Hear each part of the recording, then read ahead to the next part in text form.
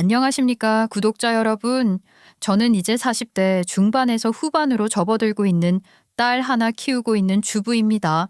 세상에 가족이라는 탈을 쓴 사람들이 뒤통수를 후려도 이렇게까지 후릴 수 있나 싶은 일이 발생하게 되어서 사연 채널에 헐레벌떡 찾아오게 됐습니다. 정말 누구보다 가정에 충실하고 열심히 살았다고 생각했던 저에게 이런 일이 일어나자 제가 살아온 인생이 부정당한 기분까지 들더라고요. 그래도 호랑이 굴에 들어가도 정신만 차리면 살 수 있다는 말처럼 위기를 기회로 잡아 저는 모든 일을 깔끔하게 해결할 수 있었죠. 그럼 지금부터 바로 본론에 들어가 보도록 하겠습니다. 저는 서울 변두리의 오래된 주택가에서 자란 3남매 중 막내였습니다. 아버지께서는 평범한 회사원이셨고 어머니께서는 동네 시장 근처에서 옷가게를 운영하셨습니다.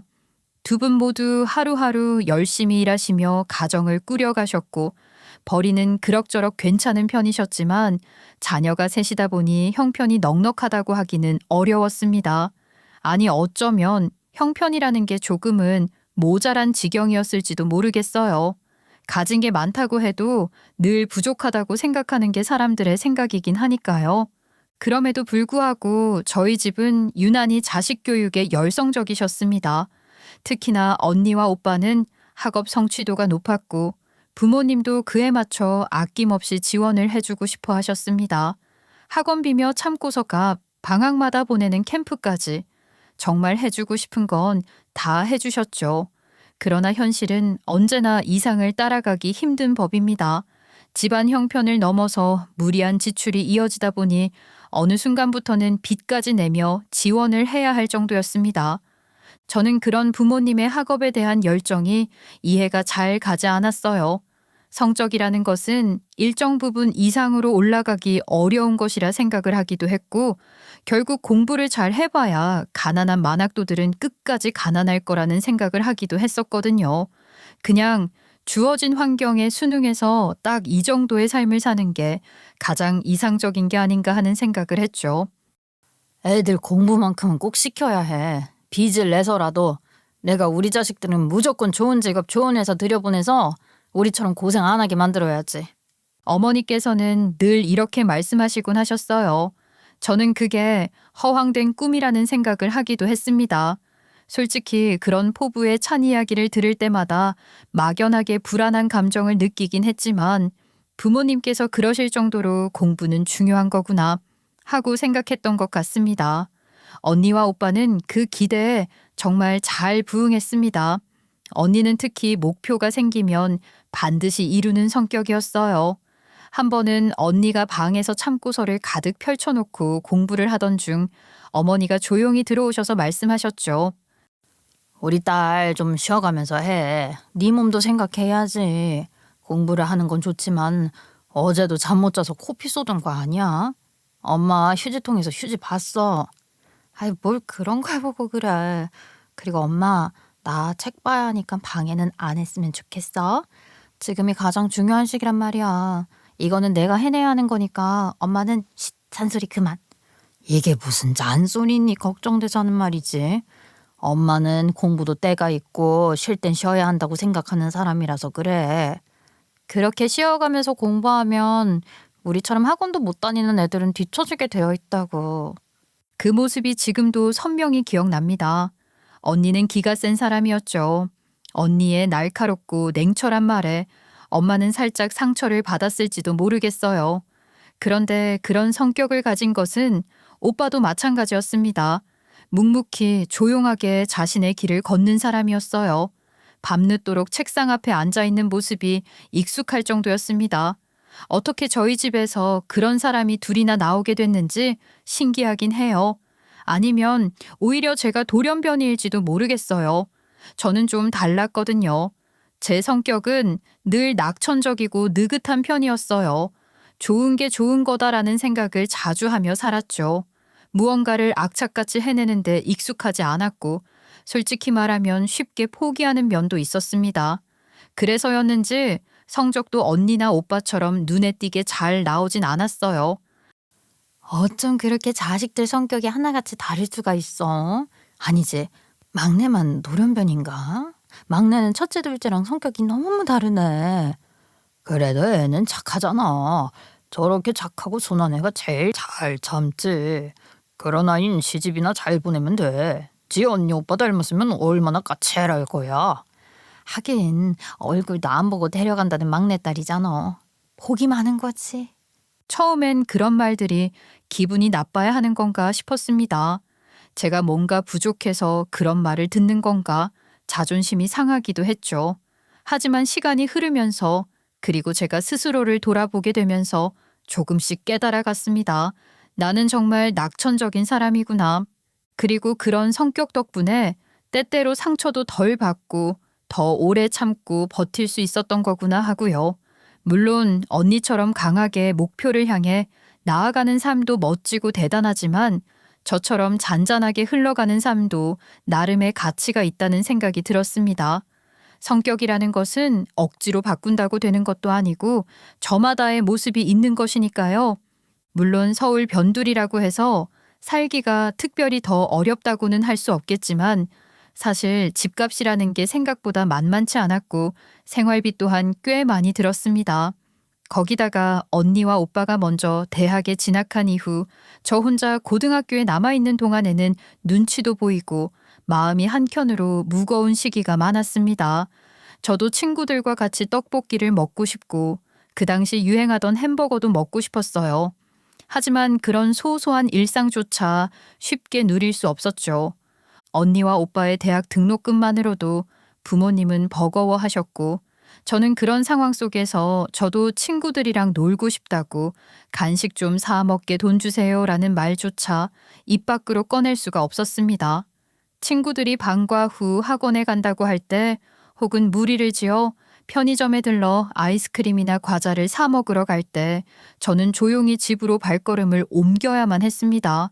그런데 집에 간다고 해서 제가 하고 싶은 걸 마음껏 할 수 있는 것도 아니었죠. 너도 공부 열심히 해야지. 언니 오빠 봐라. 다 너희를 위해 빚을 내서라도 뒷바라지하는 건데 너도 노력해야 하지 않겠니? 물론 부모님의 그런 기대를 모르는 건 아니었습니다. 하지만 제 머리가 그리 좋은 편도 아니었고 무엇보다 끈기가 부족했던 저는 공부라는 게 정말 어렵게만 느껴졌습니다. 사실 학원이라도 다녔다면 억지로라도 앉아있고 선생님 눈치라도 보며 책을 폈을 텐데 저는 혼자 책상에 앉으면 책을 펴는 대신 멍하니 천장을 바라보는 시간이 더 많았어요. 그냥 공부만 열심히 하면 되지.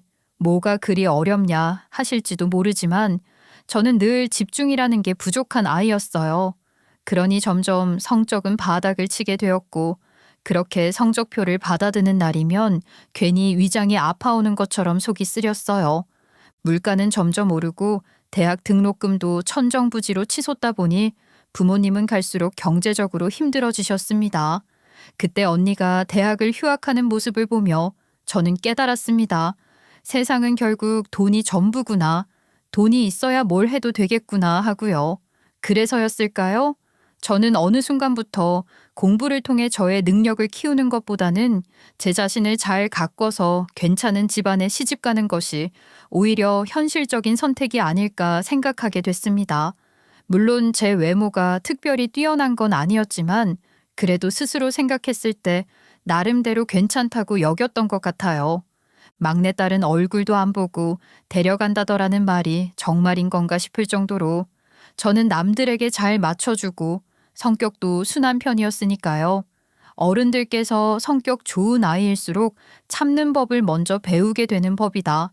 시집만 잘 가면 인생 편해진다라고 하실 때마다 처음엔 그 말이 꼭 좋은 뜻만은 아니란 걸 알면서도 자꾸만 제 마음 한편을 건드렸습니다. 그렇다고 부모님께서 저를 마냥 놔두신 건 아니었어요. 너도 대학은 꼭 가야 한다. 전문대든 어디든 무조건 대학은 나와야 한다면서 끝까지 포기하지 않으셨습니다. 결국 저는 수능을 억지로 보게 되었고 간신히 전문대에 합격하게 됐습니다.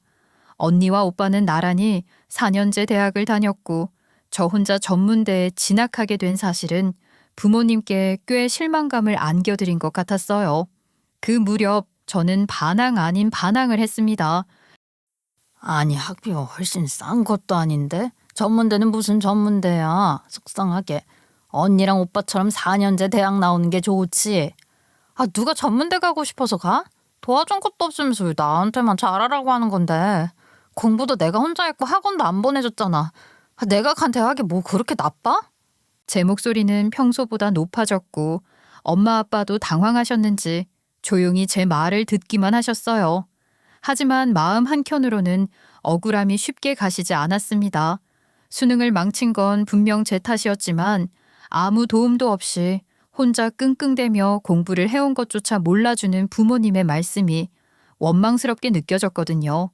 그 싸움을 계기로 저는 부모님과 말도 섞지 않게 되었고 언니와 오빠 역시 조심스레 저를 피하는 분위기가 만들어졌습니다. 집안은 그 어느 때보다도 조용했고 저 역시 그런 분위기 속에서 무력감만 더해져 갔습니다. 저는 오히려 그 시기가 편하다고 느꼈습니다. 부모님과 대화를 하지 않고 지내는 게 처음엔 낯설고 어색했지만 시간이 지나면서 점점 익숙해졌죠. 어차피 인생이라는 건 결국 혼자 살아가는 거라고 누구도 내 인생을 대신 살아주지 않는다고 생각했기 때문입니다.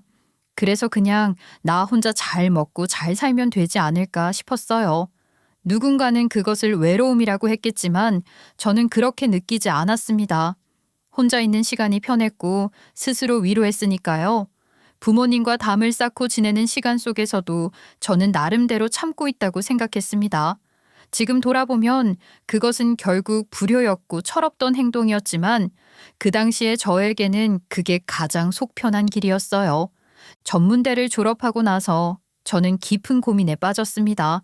앞으로 무엇을 해야 할지, 어떤 길을 가야 할지 막막하기만 했습니다.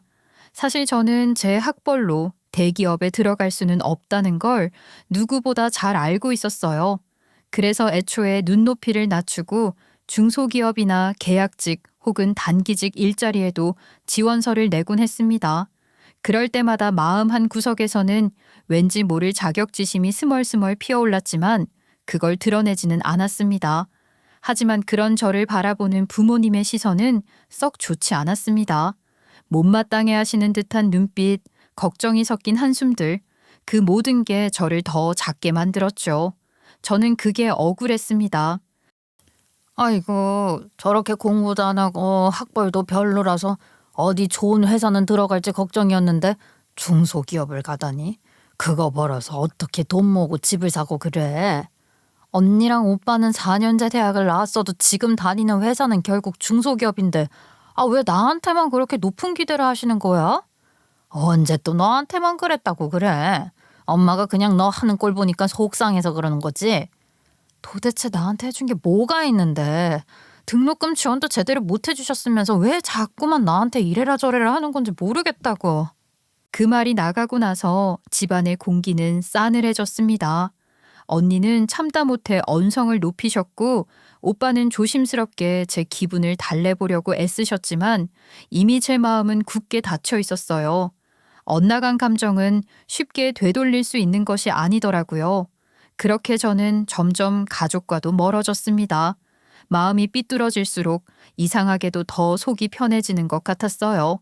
언니와 오빠는 아무 말 없이 제 옆에 앉아 손을 내밀기도 했지만 저는 그 손을 매몰차게 뿌리쳤습니다. 그땐 그게 맞다고 생각했거든요. 다시 품 안에 들어가면 또다시 상처받을 것 같아서요. 그러던 어느 날 문득 이런 생각이 들었습니다. 나에게 만약 새로운 가족이 생긴다면 그 사람들에게는 지금처럼 굴지 않을 거야. 절대 그러지 말아야지. 비뚤어진 마음속에서도 미래에 대한 작은 희망이 피어나고 있었던 거죠. 저만의 가정, 저만의 울타리를 꿈꾸면서 말이에요. 저는 한때 부모님께서 저에게 해준 건 아무것도 없으면서 바라기만 한다고 생각했던 적이 있습니다. 그 시절에 저는 마음속에 쌓인 서운함과 억울함을 어떻게든 외면하려 했고 결국 부모님을 멀리하는 쪽을 택했습니다. 그래서일까요? 저는 제 가족을 챙기겠다는 마음보다는 언젠가 제가 직접 만들 가정에 충실하겠다는 생각을 더 강하게 품고 살았던 것 같습니다. 사실 지금도 그 생각이 완전히 틀렸다고는 느끼지 않습니다. 왜냐하면 저 역시 어떤 의미에선 기회를 빼앗겼다고 생각했거든요. 저는 노력할 기회를 제대로 받아보지도 못한 채 사회에 던져졌고 그 안에서 어떻게든 버티고 살아가야만 했습니다. 다른 친구들이 부모의 도움을 받아 여유롭게 자리를 잡아가는 모습을 볼 때면 저도 모르게 마음 한구석이 무너져 내렸습니다. 전문대를 졸업하고 중소기업에 입사했을 때 제 월급은 정말 말 그대로 코딱지만 했습니다. 친구들과 밥 한 끼 사 먹고 휴대폰 요금 내고 나면 남는 게 없었죠. 그래도 하루하루를 꾹 참고 버텼습니다. 마음속에 이런 생각이 있었으니까요.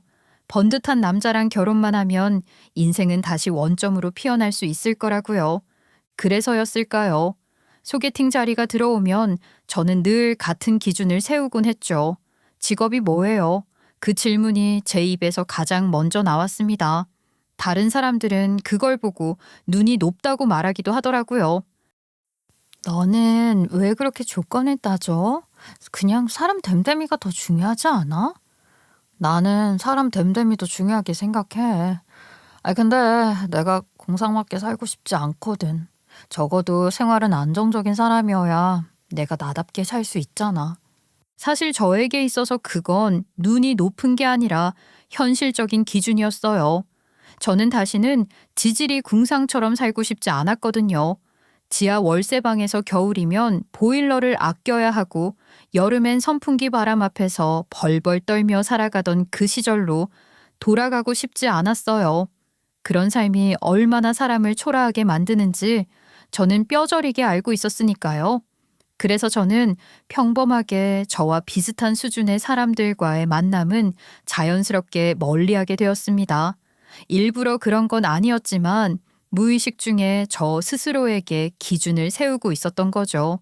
물론 사람들은 그런 저를 보고 저렇게 까다로워서 결혼은 하겠어? 하고 뒷말을 하기도 했습니다.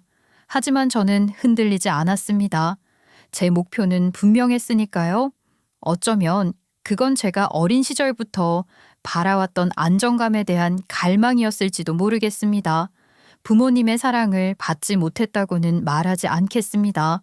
하지만 적어도 저는 그런 사랑을 체감하지 못하고 자랐습니다.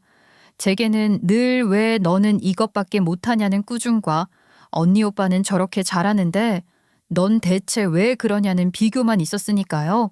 그래서 저는 절대로 비교당하지 않도록 잘난 사람을 만나 결혼하고 싶다는 인생 목표를 세웠죠.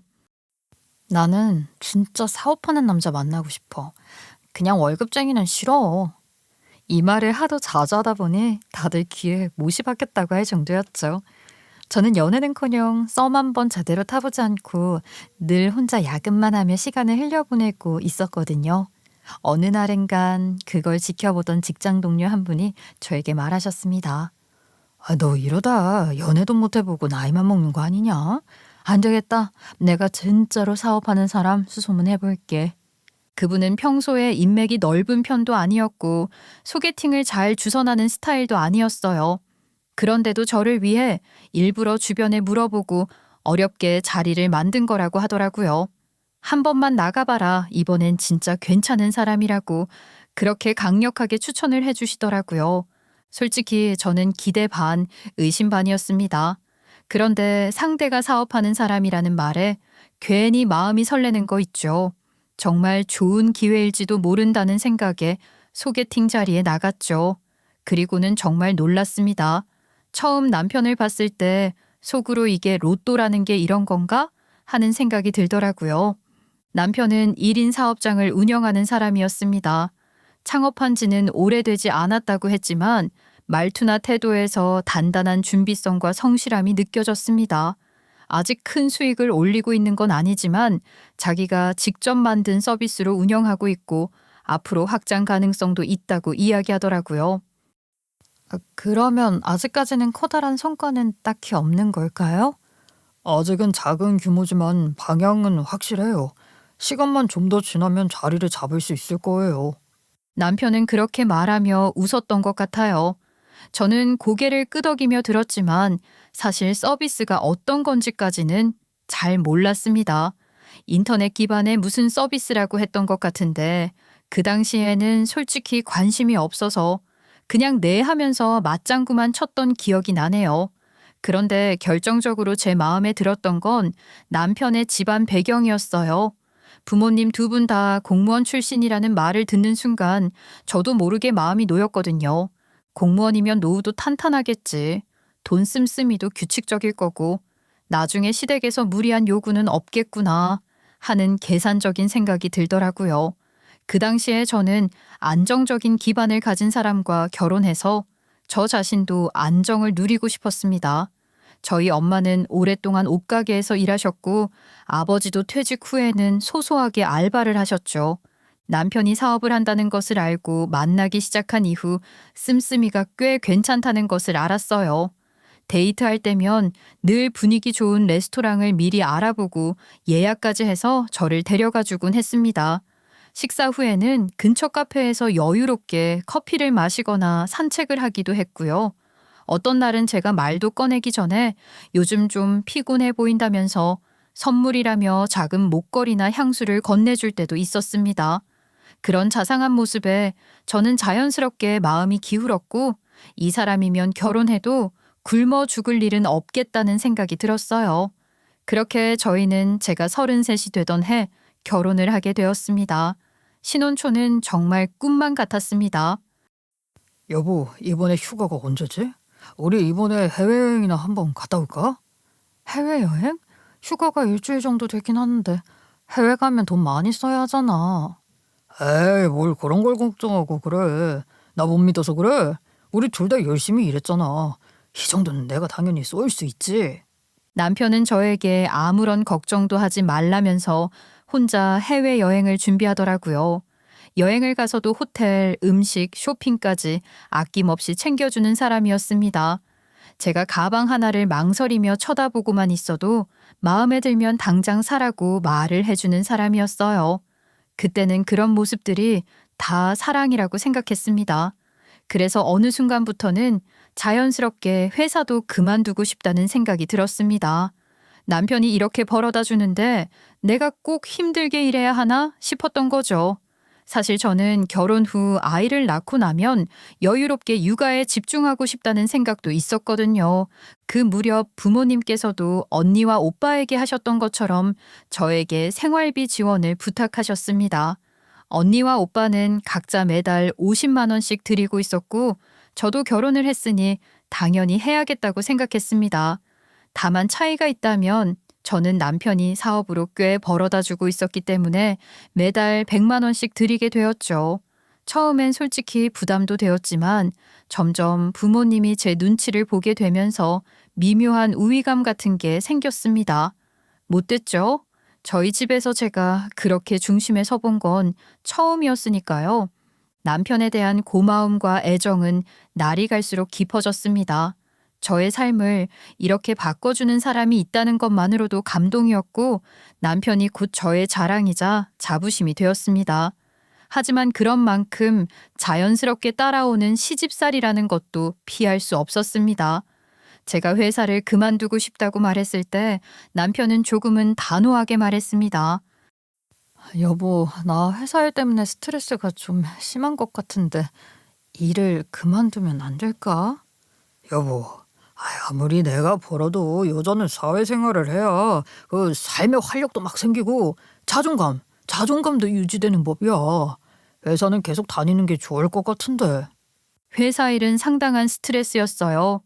여자라는 이유로 승진해서 밀리기도 하고 파벌 싸움에서 새우등이 터지기도 했죠. 특히 중소기업이라는 게 가족 단위로 굴러가는 사업이 많다 보니까 눈치를 살펴야 할 것이 많았고 갑질도 많이 당했거든요. 연차가 쌓이고 쌓여 10수년 차가 되어도 똑같았어요. 제 고민을 안 시어머니께서는 저에게 윽박을 지르셨죠. 지금 우리 아들한테 기생이라도 하겠다는 거야? 어? 사업이라는 게 어떻게 될지 모르는 일인데 돈을 더 벌어올 생각을 해야지. 네가 돈을 버는 게 내조인 거야. 그냥 회사 일이 너무 힘들어서 고민을 털어놨던 것뿐이에요. 우리 아들 정신사납게 그런 말은 하지도 말아라. 주말에 쉴 때 놀러 다닐 생각하지 말고 아르바이트라도 할 생각을 해야지. 애가 아무튼 염치가 없어. 시어머니의 말씀은 저에게 비수가 되어 꽂혔죠. 남편 사업도 잘 돼가고 있는데 왜 그럴까 싶었어요. 그때까지만 해도 저는 남편이 믿을 만한 사람이고 또 수익도 꾸준히 나고 있으니 금방 더 잘 될 거라고 믿었습니다. 하지만 그 믿음이 조금씩 흔들리기 시작한 건 결혼 3년 차에 접어들고 제가 아이를 임신했을 무렵이었습니다. 남편이 갑자기 생활비를 줄이기 시작했거든요. 아, 여보, 생활비가 왜 이것밖에 안 들어왔어? 이번 달은 적어도 너무 적은 것 같은데? 사업이라는 게 어떻게 늘 잘 되기만 할 수 있어. 아이, 요즘 사업이 잘 안 돼. 그니까 당신이 일 그만두지 않길 잘했지? 내가 그랬잖아. 여자는 사회생활을 해야 삶에 의욕이 생긴다고. 그 말을 듣는 순간 속에서 분노가 치밀어 올랐습니다.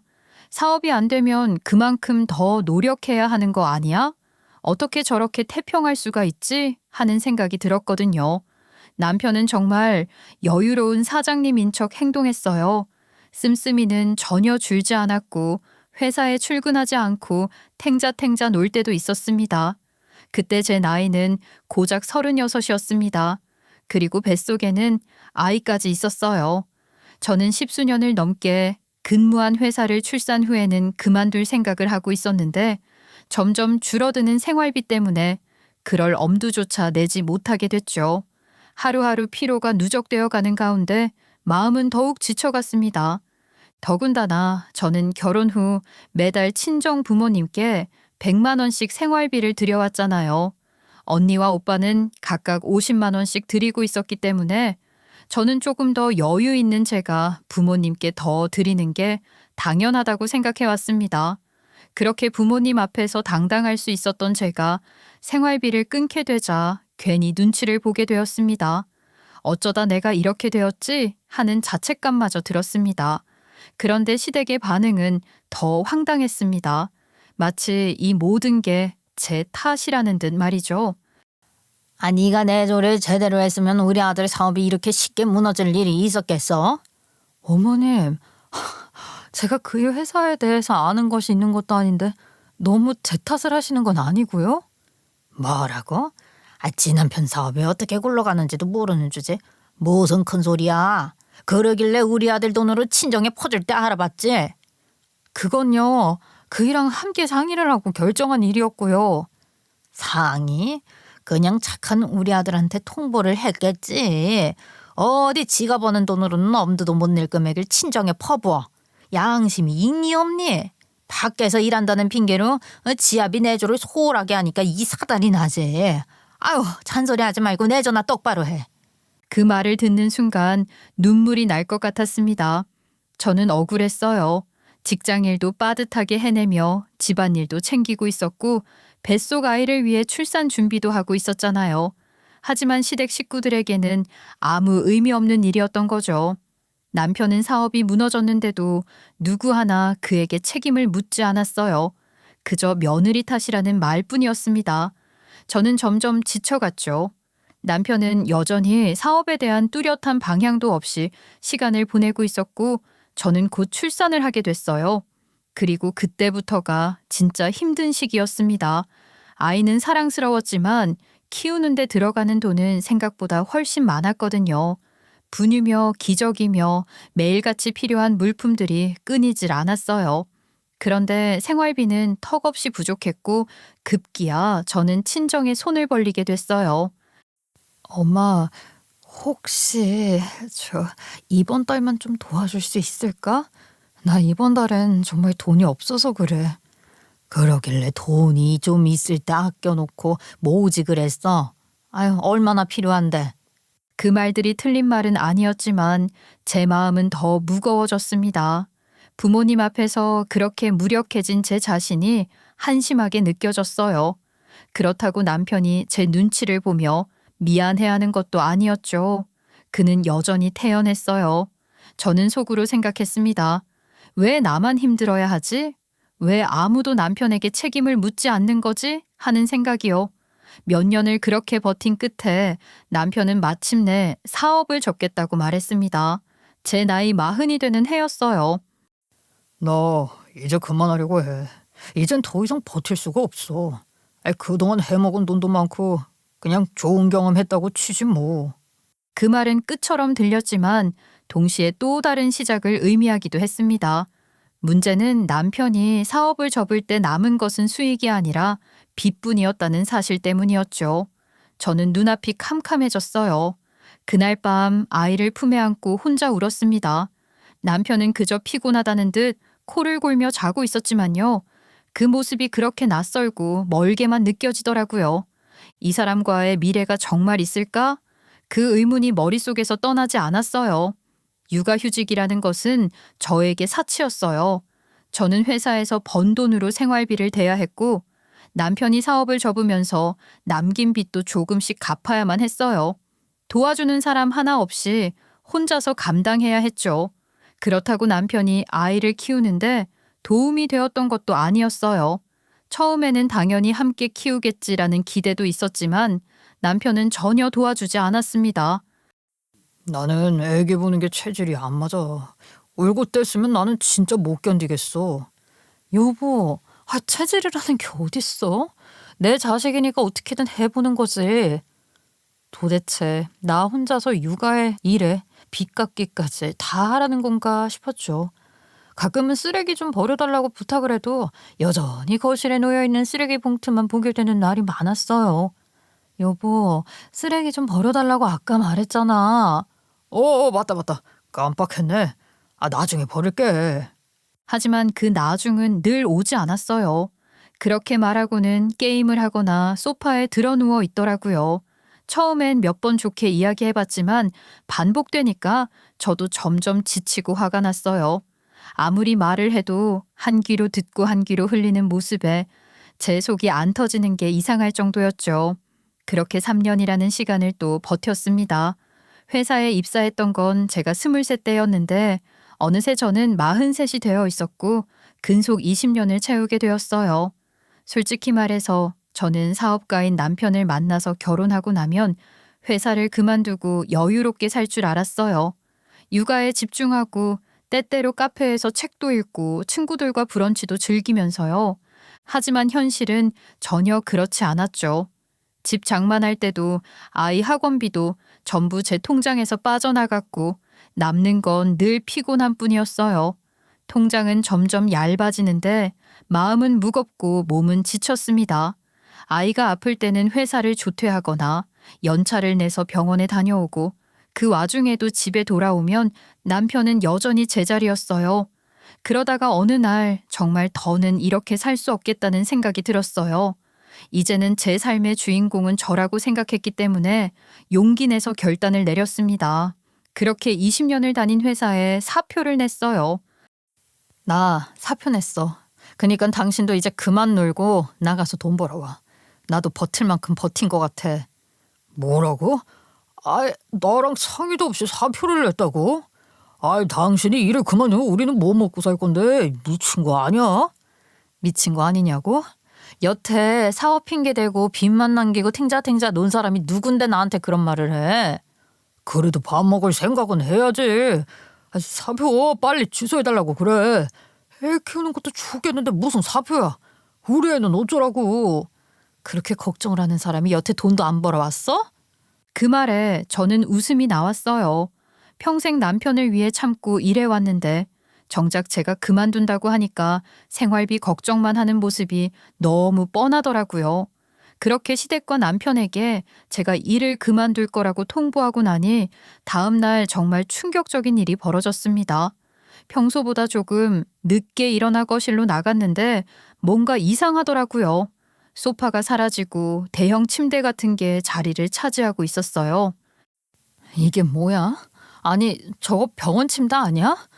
저기 누워 계신 분 쓰러지신 아버님 아니셔? 저는 순간 두 눈을 비볐습니다. 지금 제 눈앞에 펼쳐진 광경이 도무지 믿기지 않았거든요. 거실 한복판 소파가 치워져 있던 자리에 떡하니 놓인 병상 위에 누워 계신 분은 다름 아닌 저희 시아버지셨습니다. 요양병원에 계신 지 벌써 5년이 다 되어 가는데 갑자기 왜 우리 집 거실에 시아버지 병상이 들어와 있는 걸까요? 이게 정말 꿈이 아니고 현실이라는 사실이 저를 더 놀라게 했습니다. 병원에서의 병상을 그대로 옮겨온 것 같은 풍경이 어떻게 저희 집 거실에서 벌어질 수 있는 거냐고요? 입을 떡 벌린다는 말이 무슨 말인지 알겠더라고요. 그냥 눈도 주먹만큼 커지고 입도 다물어지지 않았습니다. 순간 머릿속이 하얘지면서 멍해졌습니다. 도대체 이게 무슨 일이냐고 저는 어안이 벙벙한 채로 시어머니께 여쭈었습니다. 그러자 시어머니께서는 단호한 목소리로 말씀하셨습니다. 아니 네가 사표 냈다며. 우리 아들은 돈도 못 벌어오고 너까지 일 그만뒀다는데 그럼 누가 요양병원비를 내니? 이제 집에서 돌보는 수밖에 더 있냐? 일도 그만두고 할 것도 없는데 마침 잘 됐지 뭐. 우리 남편 병간호 좀 하고 있어라. 어머님, 정부 지원금도 다 나오고 있었잖아요. 그 힘들게 겨우 들어간 요양병원을 왜 굳이 나오셨는지 모르겠네요. 그 부분은 지원금으로 해결하고 이 사람도 일을 시작하면 저도 육아에 조금 집중을 해보고 싶어서 사표를 쓴 건데요. 그리고 저도 언제 다시 일자리를 구하게 될지도 모르고요. 제 말이 끝나기가 무섭게 시어머니는 코웃음을 치며 이렇게 말하셨습니다. 마치 네가 어떤 생각을 하고 있는지 다 알고 있다. 그런 느낌으로 말입니다. 다시 복직을 하긴 뭐를 해. 사람이 한 번 쉬기 시작하면 일하고 싶지 않은 게 응당한 마음이거늘. 그리고 놀고 먹는 며느리를 누가 예뻐하겠니? 요양병원비 낼 능력도 없는 집에서 그나마 너라도 집에 있으니 모셔온 거지. 놀고 먹는 며느리라니요. 저는 정말 억장이 무너졌습니다. 결혼하고 아이 낳고 키우는 동안 딱 한 번 육아휴직을 쓴 거 말고는 20년을 성실히 회사에 다녔습니다. 근속 20년이었어요. 그게 그렇게 쉽게 무시당할 일이었을까요? 어머니, 저 쉰 적도 거의 없어요. 겨우 육아휴직 한 번 썼던 거고 그마저도 집에서 아이 돌보느라 더 힘들었어요. 어디서 말대답이야? 지금 이 집에 돈 벌어오는 사람도 없는데 그럼 네가 시아버지 병서발이라도 들어야 할 거 아니야? 그 순간 정말 기가 막혀서 말문이 막혔습니다. 남편은 벌써 일 안 한 지 3년이 되어 가는데 그동안 어디 나가서 일용직이라도 해보겠다는 말 한마디 꺼낸 적 없던 사람이었습니다. 그런데 제가 사표 낸 지 하루 만에 이게 무슨 짓인가 싶었죠? 남편에게 따졌습니다. 아니, 당신은 벌써 3년째 논 거잖아. 그동안 어디 일해보려는 노력이라도 했어? 나는 20년을 다녔고 애 키우느라 버틸 만큼 버텼어. 근데 내가 딱 하루 쉰다니까 이렇게 바로 병상 들이밀면서 아니 어쩌자는 건데? 어디서 큰 소리야. 남자가 하는 일에 여자니까 토달지 말고.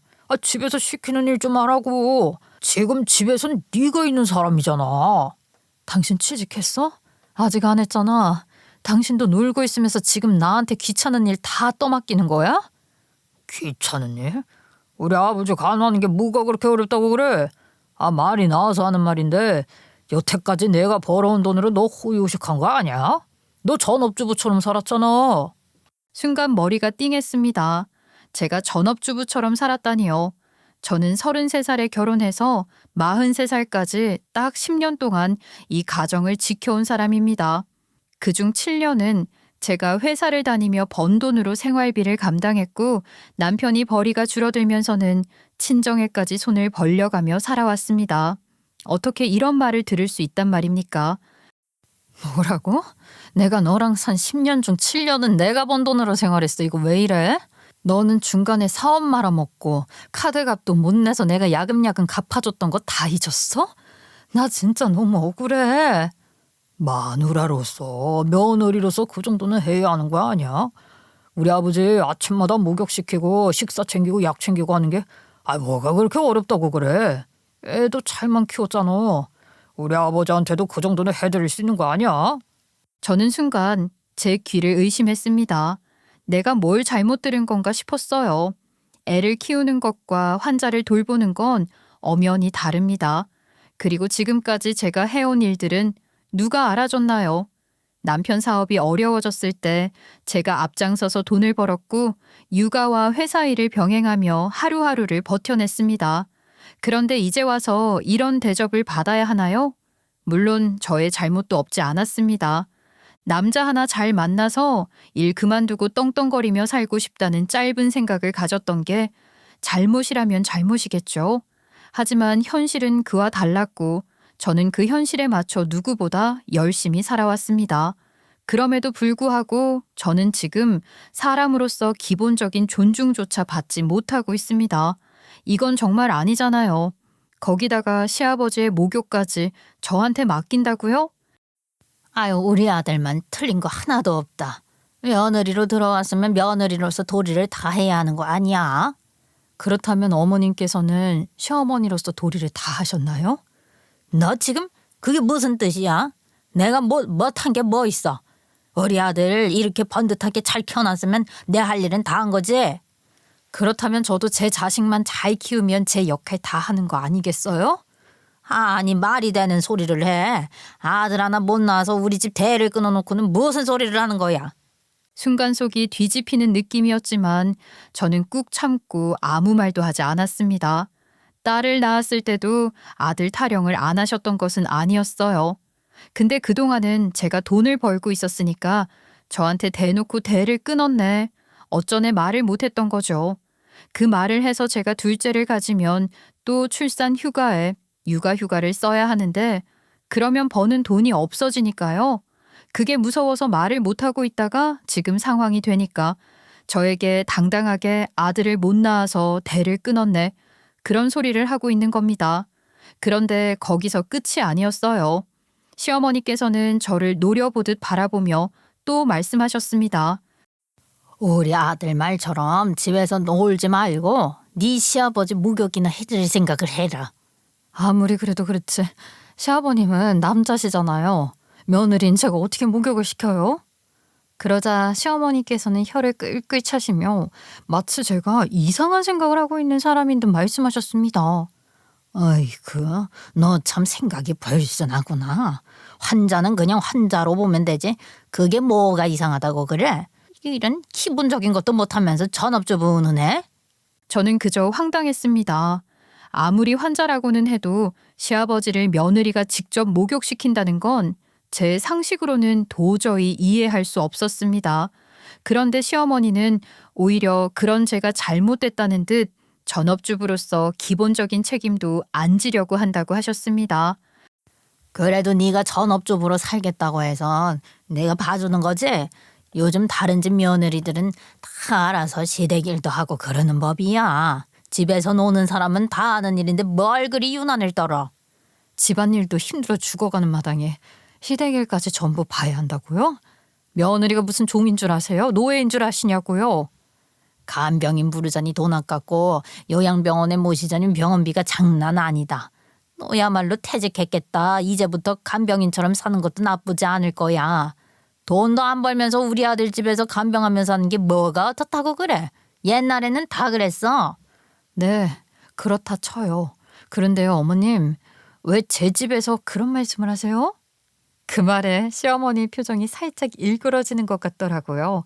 저에게 뭔가 잘못 들었다는 것처럼 네 집? 하고 되물어 보시는데 저도 당당하게 말을 했죠. 이 집을 살 때 분명히 제 돈으로 집을 구했거든요. 오롯이 제 돈은 아니었지만요. 네, 이 집은 저희 부부 공동 명의고요. 결혼할 때 저희 반반 결혼했잖아요. 이 집 구할 때도 제가 돈을 더 많이 냈고요. 남편이 그때 사업을 막 시작해서 목돈이 없었거든요.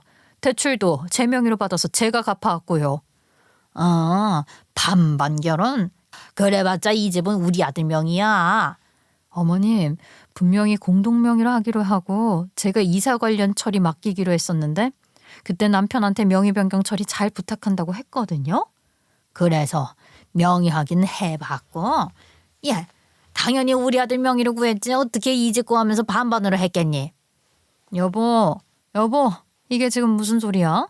우리 반반 결혼했잖아. 집도 내 돈이 더 많이 들어갔고 대출도 내 명의로 했는데 명의를 왜 혼자 이름으로 해놨어? 그거? 우리 집 새로 구하면서 명의 변경할 때 내 이름으로 그냥 해버렸어. 내 이름으로 처리하는 게 더 편하잖아. 비용은 내가 알아서 했어. 어머니가 좀 도와주시긴 했지만. 뭐 어차피 우리들이 사는 집이니까. 순간 남편이 별일이 아니라는 식으로 말을 하는데 제 속에서 무언가 툭 끊어지는 소리가 들리는 것 같았습니다. 그럼 내가 낸 돈은? 내가 갚아온 대출은? 아유, 어차피 우리 둘이 사는 집이잖아. 명의가 뭐가 중요해? 그러게 그걸 왜 따져? 결국은 우리 아들 이름이잖아. 너는 그냥 며느리로 돌이나 타면서 살아. 단독 명의로 해두는 게 나중에 집 팔고 뭐 할 때 더 편하지. 그냥 편의상 그렇게 한 거야. 편의상이라니요? 정말 어처구니가 없었어요. 편의상이라면 제 명의로 하면 되는 것 아니냐고요. 왜 제 돈이 훨씬 많이 들어간 집을 자기 이름으로 해두냐고요. 말도 안 되는 얘기였죠. 그 말을 듣고 저는 온몸이 부들부들 떨렸습니다. 너무 분하고 허탈해서 숨이 턱 막힐 지경이었어요. 그런데 그 순간 시어머니가 한술 더 떠서 저한테 뭐라고 하시는 줄 아세요? 저에게 본인 아들이나 잘 부탁한다고 하는 겁니다. 이게 지금 무슨 상황인데 그 말을 하시는 걸까요? 순간 머릿속이 하얘졌어요. 이 사람들은 대체 저를 뭘로 보고 있는 걸까? 그동안 아무 말 않고 조용히 있었더니 완전히 만만하게 본 거구나 싶었습니다. 더는 참을 수 없었습니다. 이것들이 단체로 간땡이가 부었나? 저도 모르게 그 말이 튀어나왔습니다. 제 목소리가 집 안을 쩌렁쩌렁 울렸죠. 그 말을 들은 시어머니와 남편은 동시에 저를 미친 사람 보듯 쳐다봤습니다. 하지만 그 시선도 더는 무섭지 않았습니다. 저는 그 자리에서 말없이 방으로 들어가 짐을 챙겼어요. 한마디 말도 하지 않고 그대로 집을 나왔어요. 행선지는 친정이었습니다. 사실 친정도 저한테 그렇게 따뜻한 곳은 아니었습니다. 늘 잔소리만 늘어놓으셨고 결혼 후에는 연락도 뜸했으니까요. 하지만 그 순간 제가 갈 곳은 거기밖에 없었어요. 그리고 저는 친정집 초인종을 누른 뒤 아무 말도 하지 않고 고개를 숙였는데요. 제 부모님은 단 한마디도 묻지 않으시고 저를 집 안으로 들여보내 주셨습니다. 그 순간 눈물이 핑 돌았습니다. 그래도 나는 돌아갈 집이 있었구나 하는 생각이 들었거든요. 저는 머리를 굴려야만 했어요. 밤에 잠도 자지 않고 치밀하게 반격을 할 준비를 시작했습니다. 저는 먼저 등기부등본부터 확인했습니다. 예상대로 그 집은 남편 단독 명의로 되어 있더군요. 저는 집을 구할 당시 자금 출처를 하나하나 짚기 시작했습니다. 제가 다녔던 직장의 급여 통장에서 매달 빠져나간 적금, 전세 자금 대출 상환 내역, 카드 결제 내역까지 모두 확인했어요. 집 계약 당시 들어간 금액의 80% 이상이 제 통장에서 출금된 기록을 확보할 수 있었습니다. 남편은 그 당시 무직 상태였고 저 혼자 벌어서 대출 상환과 관리비를 다 감당했던 시절도 있었죠. 그때의 통장 거래 내역과 계좌 이체 내역도 빠짐없이 수집했습니다. 이 자료들은 제가 준비한 소송의 기여도 소명과 부부 공동재산 분할 청구를 위한 핵심 증거가 되었죠. 그리고 저는 시아버지의 건강 상태에 대해서도 다시 확인했습니다. 이미 병원에서 호전 가능성 없음이라는 진단서를 받아둔 상태였고 장기 요양 등급도 조회해서 그 기록을 확보했습니다. 요양원으로 다시 모셔야 한다고 판단했습니다. 솔직히 제가 할 수 있는 범위를 훨씬 넘어선 간병이었거든요. 그런데 이 과정에서 더 충격적인 사실을 알게 되었습니다. 남편이 시아버지의 명의로 된 통장을 관리하고 있었는데 그 통장에서 정부 지원금이나 퇴직연금, 장기요양보험 수당 등등이 빠져나간 흔적이 이상하더라고요. 자세히 알아보니 남편이 그 돈을 요양원이나 간병에 쓰지 않고 자기 개인 용도로 몰래 사용하고 있었던 겁니다. 심지어 요양원에 납부해야 할 금액도 제때 내지 않아 체납된 상태였고요. 저는 이 내역들을 하나하나 증거로 수집했고 변호사 상담을 통해 이것이 부양 책임자로서의 민사상 손해배상 청구로 이어질 수 있다는 사실도 확인했어요. 제 안에서 뭔가 단단히 굳어졌습니다. 그래, 이젠 끝까지 가보자 하는 생각이 들었죠. 이 결혼, 이 가족, 그리고 이 사람들에게 더는 연민도 미련도 없었습니다. 제가 해왔던 모든 희생을 짓밟은 그들에겐 이제 법과 서류로 싸워야 할 뿐이었습니다. 아무도 몰랐겠죠. 조용히 웃기만 하던 제가 이렇게 하나하나 방역의 칼날을 벼르고 있었던 걸요. 그리고 저는 제가 준비한 모든 서류들을 바탕으로 집 명의를 제 쪽으로 돌릴 수 있다는 기여도 소명을 마칠 수 있었습니다. 당시 주택담보대출이 단 한 번의 연체도 없이 꾸준히 상환되고 있었던 점도 강조했죠. 그 덕분에 집을 비교적 신속하게 매도할 수 있었어요. 저는 조용히 부동산 중개인과 연락을 주고받으며 비밀리에 계약을 체결했고 남편 몰래 집을 팔았습니다. 동시에 저는 이혼 소송 준비에도 들어갔죠. 물론 여기까지 오기까지 시간이 아예 안 걸린 건 아니었습니다. 대략 2달 정도의 시간이 필요했지만 명예 변경 관련 소명이 변호사님의 도움 덕분에 비교적 빠르게 처리되었고 크게 어렵지는 않았습니다. 그동안 저는 친정에 머무르고 있었습니다. 친정이라고 해서 마냥 따뜻했던 건 아니에요.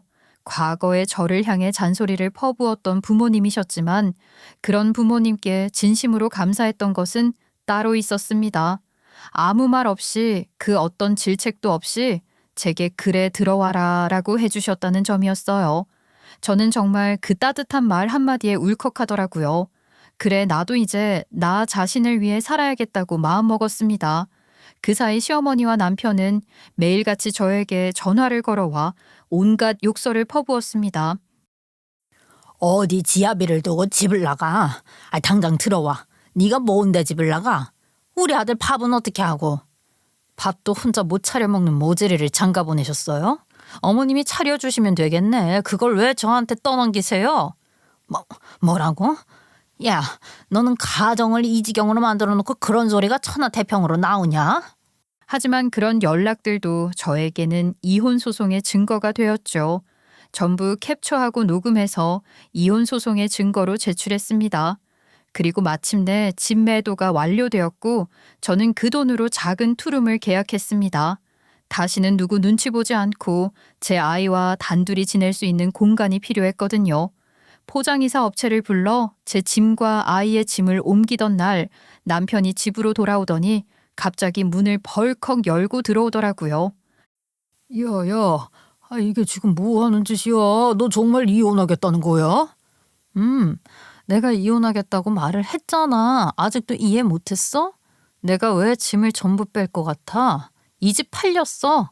그러니까 너도 짐 빼. 이게 무슨 귀신 씨다라 까먹는 소리야. 뭐? 집이 팔렸다고? 말도 안 돼. 명의가 내 이름인데 네가 어떻게 집을 팔어? 아니, 그 명의 네 이름 아니야. 내가 내 돈으로 산 집이야. 대출금도 내가 갚았고 관리비도 내가 냈어. 서류 다 준비해서 명의 변경했고 지금은 내 명의야. 그니까 네가 나가야 해. 그럼 우리 가족은 당장 어디를 가라고? 어? 그걸 왜 나한테 묻니? 이제 우리는 남남이 될 건데 네 가족은 네가 알아서 챙겨야지. 그제야 상황이 심각하다는 걸 느꼈는지 남편은 망연자실한 얼굴로 아무 말도 못했습니다. 저는 마지막으로 짐을 싣고 트럭에 올라타기 전 조용히 말했어요. 아, 맞다. 그리고 너 나한테 위자료 줘야 해. 그냥 나간다고 끝나는 거 아니야. 기여도도 있고 부당이득도 있고 네 엄마가 나한테 한 시집살이까지 다 포함해서 청구할 거야. 어디 한번 각오해. 이후 저는 변호사님의 도움을 받아 이혼 소송을 정식으로 제기했습니다. 제가 준비해둔 서류들과 증거들, 남편과 시어머니가 보낸 욕설 메시지, 진명의 관련 자료, 생활비 기여도 증빙 등이 모두 소송에서 큰 역할을 했고 결과적으로 저는 이혼 소송에서 승소했습니다. 남편에게서 공동재산의 절반과 위자료를 받아낼 수 있었고 시어머니가 저에게 가한 정신적 고통에 대한 부분도 일부 인정받을 수 있었습니다. 무엇보다 남편은 시아버지의 요양보호비를 임의로 유용한 부분이 문제가 되어 결국 기소까지 되었습니다. 본인이 시아버지 통장을 관리하며 정부 지원금과 퇴직연금을 몰래 사용한 사실이 드러난 거죠. 그 여파는 컸습니다. 시아버지는 결국 다시 요양원에 입소하게 되었고 시어머니는 아들 벌금과 법적 책임을 지기 위해 집을 담보로 대출을 받아야 했습니다. 그렇게 제 인생을 제멋대로 휘두르던 사람들은 결국 자기 행동에 대한 대가를 치르게 된 셈이었죠. 물론 이렇게 심심하게 끝이 나지는 않았어요. 이혼 후에도 시어머니와 남편은 끊임없이 연락을 해왔거든요. 너 뭐 잘못 먹은 거 아니지? 나랑 그 세월을 살아놓고 이혼을 하겠다고? 지금이라도 싹싹 빌면 내가 용서해줄게. 그러니까 빨리 돌아와라. 미친 소리 하지 마시고요. 앞으로 백수 생활 잘 하시길 바라요. 아, 저는 바빠서요. 내가 어떻게 이혼을 했는데 네 놈한테 돌아가서 지옥 불구덩이에 빠져? 사실 제가 사직서를 낸 데에는 이유가 있었어요. 그동안 몸담고 있던 회사를 그만둔 건 한 신생 회사에서 저를 고문으로 초빙했기 때문이었죠. 그 제안을 받았을 때 솔직히 많이 고민했지만 결국 제 능력을 인정받았다는 생각에 도전해보기로 결심했어요. 하지만 이 사실은 일부러 숨기고 있었어요. 왜냐하면 제가 급여를 더 높이고 이직한다고 말하면 분명히 시어머니나 남편이 우리 아들 사업에 좀 투자해라. 그래도 가족인데 도와야지 하면서 재간이고 쓸개고 빼먹으려 들게 뻔했거든요. 그러다 나중에서야 제가 신생회사에 고문으로 들어간 사실을 알게 된 시어머니와 남편은 아주 난리를 쳤어요. 전화를 걸어와서는 바락바락 고함을 지르더라고요. 너 이혼하자는 이유가 너 혼자 잘 먹고 잘 살고 싶어서 그랬던 거야? 야, 네가 그런 자리에 가면서 우리한테는 말도 안 하고? 네가 우리 가족을 버릴 수 있어? 이기적인 거 아니야? 아이고, 내가 며느리가 아니라 호랑이 새끼를 들은 거네. 너 혼자 잘 먹고 잘 살겠다는 거야? 그게 사람이냐? 아이, 우리는 어떻게 하라고? 각자 인생 알아서 살아가기로 해놓고 이제 와서 왜 윽박을 질러? 사람 짜증나게. 너네들이 먼저 나를 사람 대접해주기나 했니? 나를 노예로만 보더니 이제 와서 뭐가 어째? 그럼 당장 나는 어떻게 해? 당신 없으면 나 아무것도 아닌 바보잖아. 나 지금 당장 할 수 있는 것도 없고 할 줄 아는 것도 없고. 여보, 제발 돌아와 줘라. 나 좀 살려줘라. 내가 왜? 난 그럴 마음 없는데. 백수의 빚더미인 상황에서 나한테 목소리 높이는 거 진짜 우습거든. 나는 월급도 따박따박 들어오고요. 회의만 들어가도 수백 벌어요. 요즘은 점심 먹으면서 일하는 게 제일 힘든 일이라고. 부럽지? 너 지금 누구 약 올리냐? 어? 네, 약 올리는 건 맞습니다. 저는 이제 제 인생 찾아서 살 거예요. 그니까 제발 제 인생에 다시 끼어들 생각 마세요. 아, 그리고 참고로요. 우리 딸이 할머니 목소리 듣기 싫대요. 전화 좀 그만하세요. 아셨어요? 그렇게 전화를 끊어버리고 나서는 차단 버튼까지 눌러버렸습니다. 아마 만만하게 생각했던 며느리에게 이런 일을 당해서 분통이 무척이나 터질 겁니다. 덕분에 저는 속이 시원하고요. 앞으로는 저도 좀 철든 인생을 살아볼까 합니다. 한 가지만 생각하지 않고 여러 가지의 방향을 전부 생각하면서요. 우리 딸이랑 함께 지지고 볶고 행복하게 살아보겠습니다. 제 사연 들어주셔서 감사합니다.